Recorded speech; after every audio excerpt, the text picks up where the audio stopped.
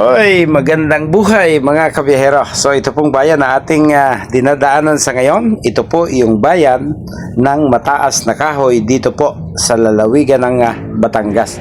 So bakit po tayo naririto? Ito po kasi yung bayan na nakakasako po doon sa Shercon Ecology Park and Resort mga kabiyahero. So sa lugar po na ito ay mayroon pong dalawang sikat na resort. Yung pong una ay yung La Virginia Resort. At ang pangalawa po, kung saan tayo magtutungo, ay yung pong Shercon Ecology Park and Resort mga kabiyahero. So, ilang ulit ko na rin naman pong naipakita sa inyo yung mismong loob po ng resort ng Shercon. Pero dahil itong biyahe pong ito ay doon ulit tayo magtutungo, ang ipakikita ko na lang po sa inyo ay yung daan kung paano po magtutungo doon po sa mismong resort mga kabiyahero. At habang wala pa po tayo dun sa area, ano po ba yung maganda sa mga resort po na nandito sa loob po ng nasasakupan ng bayan po ng Mataas na Kahoy? So yung pong mga resort dito ay nakatunghay po siya doon po sa mismong Taal Lake. So kitang kita po ninyo mula doon sa resort, alin man po ang kunin ninyo, mag La Virginia o mag Shercon, ay napakaganda po ng view. Medyo mataas po ang kanyang area at nakadungaw po kayo doon po mismo sa lawa ng Taal at makikita rin po ninyo yung Taal Volcano mula po doon sa mga areang ito mga kabihero. Okay, samahan niyo po akong muli sa biyahe natin ito at nang makita po ninyo yung magandang tanawin patungo po doon sa resort na atin pong pupuntahan mga kabihero. So enjoyin po natin yung mga view po sa paligid, lalo po kung papasok na po tayo doon sa medyo malapit na sa resort dahil napakaganda po ng kurbada at napakaluntian po ng paligid, although siya po ay under construction ngayon dahil kasalukuyan pong nagwa-widening mga kabihero. Pero tara, at nang makapag-relax naman po tayo.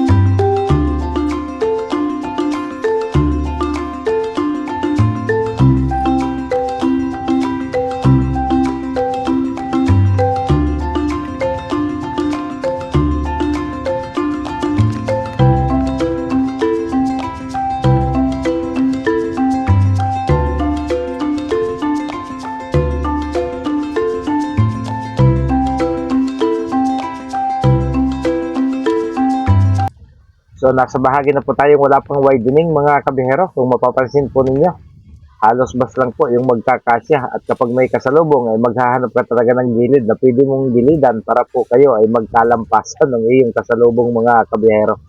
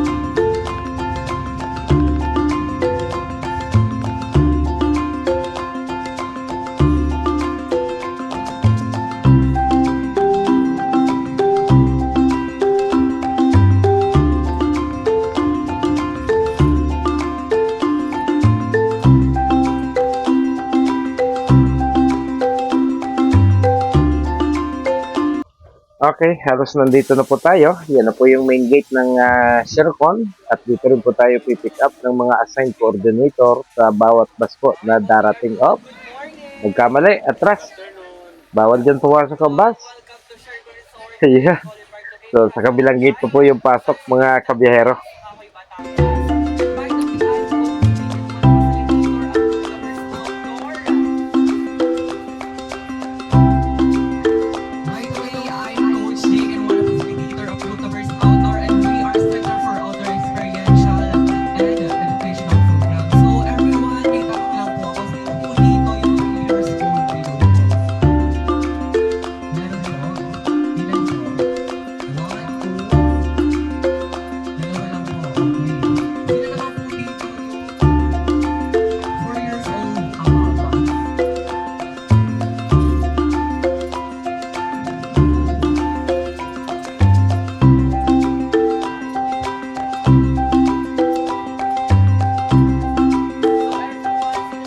Okay, ito na po yung gate. Kakaliwa na po tayo dyan. Yung pong kalsada sa unahan, kapag diniretso niyo po yan, yan po dire-diretso hanggang sa bayan po ng Balete, Batangas mga kabihero. So marami na pong naunang bus dito.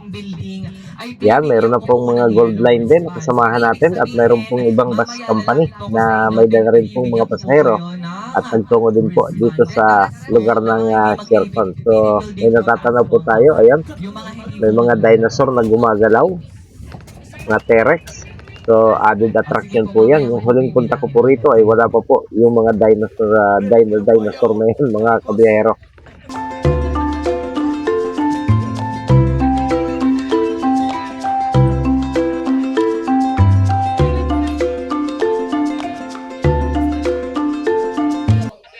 Okay, narating na po natin yung ating destinasyon.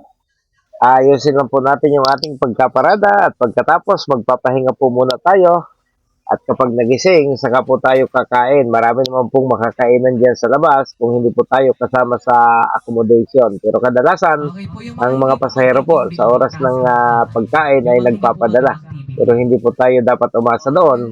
Kakain po tayo sa labas kapag oras na po ng pagkain at wala pa tayong rasyon mga kabiyero.